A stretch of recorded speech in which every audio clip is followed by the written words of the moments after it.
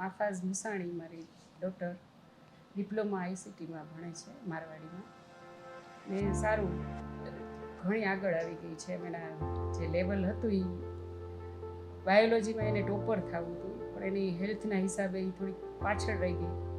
એને ધાર્યું નહોતું એમ કે હું આમાં આવીશ ને મારી આખી લાઈફ જ એની ચેન્જ થઈ ગઈ. એમ ઘણો એને સપોર્ટ મળ્યો છે. ઘણી આગળ આવી ગઈ છે ને હવે એને આમાં જ આગળ આવવું છે. હું આઈસીટીમાં જ આગળ આવીશ. એ માફાઝના ક્લાસમાં બધા ઇન્ટરનેશનલ લેવલ બધા જ બચ્ચાઓ છે સાથે, ને બધા સાથે ગ્રુપમાં બેસ્ટ રહીએ છે ને મજા આવે છે બધા સાથે.